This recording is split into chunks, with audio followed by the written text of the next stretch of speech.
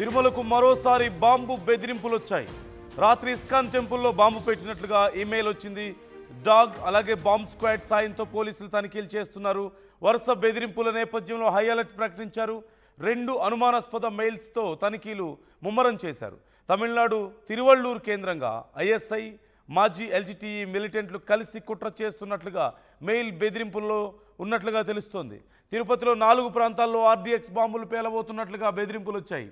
Tirupati RTC bus stand, Srinivasam, Vishnu నివాసం, కపిల తీర్థం ఆలయం, గోవిందరాజుల స్వామి ఆలయం ప్రాంతాల్లో తనిఖీలు ముమ్మరం చేశారు.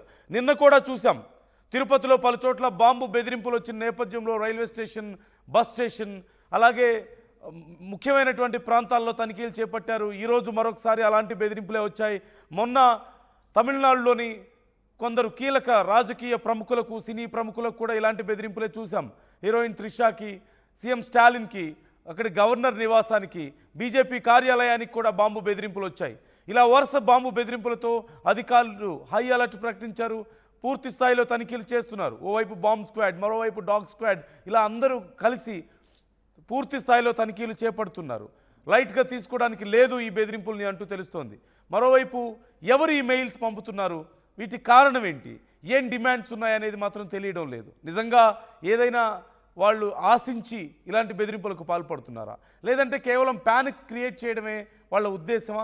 అధికారులు తీవ్రంగా శ్రమిస్తున్నారు. ఒకవేళ నిజంగా ఏదైనా బాంబు ఉంటే వీలైనంత వరకు త్వరగా దాన్ని డిఫ్యూజ్ చేసేందుకు, ప్రజల ప్రాణాలను కాపాడేందుకు వీలైనంత వాళ్ళు శ్రమిస్తున్నటువంటి పరిస్థితి కనిపిస్తోంది. ఈ నేపథ్యంలో అసలు ప్రజెంట్ కండిషన్ ఏంటో తెలుసుకుందాం. సురేష్, డీటెయిల్స్ ఏంటి? అంటే వరుసగా ఈ బాంబు బెదిరింపుల్ని ఎలా చూడాలి, అసలు అధికారులు ఏమంటున్నారు, ఏం జరుగుతోంది? ఏదైతే నిన్నటి నుంచి కూడా ఈ యొక్క బాంబు బెదిరింపులు అన్నది తిరుపతిలో తీవ్ర కలకలం రేపుతుందని చెప్పాలి. నిన్న ఉదయం కూడా మనం చూసి ఏదైతే తమిళనాడులో కూడా గవర్నర్ కావచ్చు, బీజేపీ పార్టీ ఆఫీసు, సీఎం కూడా ఈ యొక్క బెదిరింపులు వచ్చినటువంటి పరిస్థితిలో ఆ తదనంతరం వెంటనే ఈ తిరుపతి కేంద్రాన్ని చేసుకొని కూడా ఈ యొక్క మెయిల్స్ ఏదైతే మెసేజ్లు వచ్చినటువంటి పరిస్థితి. ఈ నేపథ్యంలోనే జిల్లా పోలీస్ యంత్రాంగం పూర్తి స్థాయిలో ముమ్మర దర్యాప్తు, ఆ యొక్క తనిఖీలంతా కూడా నిర్వహించినటువంటి పరిస్థితి. తిరుపతి క్షేత్రం అంటే నిత్యం కూడా వేల మంది సంఖ్యలో భక్తులు రాకపోకలు సాగుతూ ఉంటాయి. ఈ నేపథ్యంలోనే ప్రధానంగా భక్తులు విడిది చేసేటువంటి శ్రీనివాసం, విష్ణు నివాసం, ఈ యొక్క లింక్ బస్ స్టాండ్ కావచ్చు, బాలాజీ బస్, ఇలాంటి ప్రాంతాలంతా కూడా నిత్యం వేల సంఖ్యలో భక్తులతో కిటకిటలాడుతూ ఉంటుంది. ఇలాంటి ప్రదేశాలంతా కూడా ఈ యొక్క బాంబ్ స్క్వాడ్, డాగ్ స్క్వాడ్ పూర్తి స్థాయిలో క్షుణ్ణంగా తనిఖీలతో చేపట్టారని చెప్పాలి. నిన్న ఉదయం నుంచి నిన్న సాయంత్రం వరకు కూడా పోలీసులు తనిఖీలు నిర్వహించారు. 2 బృందాలుగా విడిపి తనిఖీలు నిర్వహించినటువంటి పరిస్థితి. ఈ యొక్క తనిఖీల మీద కావచ్చు, ఆ బాంబు బెదిరింపు మీద జిల్లా ఎస్పీ కూడా సుబ్రాయుడు కూడా ఒక మెసేజ్ తెలియజేశారు. ఎవరు కూడా ప్రజలు భయాందోళనకు లోనవద్దండి, ఇది ఒక ఫేక్ కాలా లేకపోతే ఏంటి అనేది మేమైతే దర్యాప్తు చేపడుతున్నాం అంటూ కూడా మెసేజ్ చేయడం జరిగింది. అదే రకంగా సోషల్ మీడియాలో ఈ యొక్క బాంబు బెదిరింపు గురించి మాత్రం ఎవరూ లేనిపోని మెసేజ్ ఫార్వర్డింగ్ మెసేజ్లు కానీ ఇలాంటివి ఏది కూడా చేయొద్దంటూ కూడా ఆయన సూచించినటువంటి పరిస్థితి. అయితే ఖచ్చితంగా ఈ మెయిల్ ఎక్కడి నుంచి వచ్చింది, ఎందుకు ఈ రకంగా వరుసగా బాంబు బెదిరింపులు వస్తున్నాయన్న కోణంలో మాత్రం జిల్లా పోలీస్ యంత్రాంగం పూర్తి స్థాయిలో దర్యాప్తు చేపడుతుందని చెప్పాలి.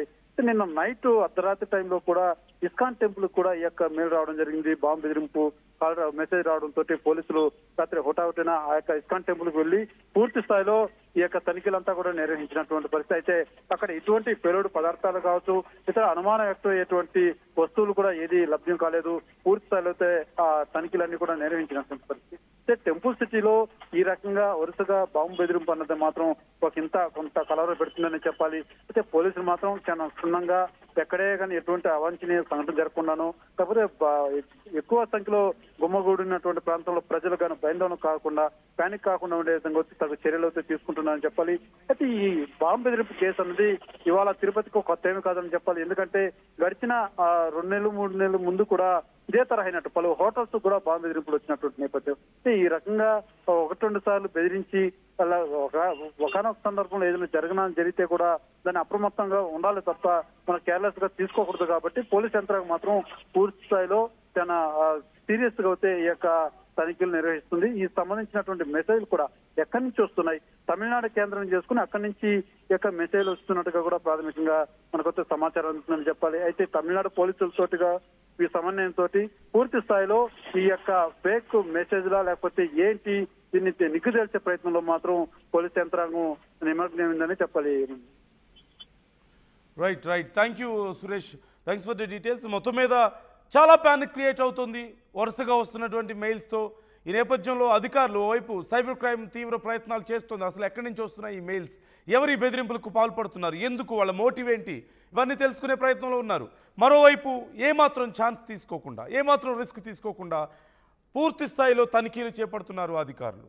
డాగ్ స్క్వాడ్, బాంబ్ స్క్వాడ్, ఇతర పోలీస్ అధికారులు అందరూ కూడా ఈ సర్చ్ ఆపరేషన్స్లో నిమగ్నమయ్యారు. కీలకమైనటువంటి ప్రాంతాల్లో సర్చ్ ఆపరేషన్ కొనసాగుతోంది.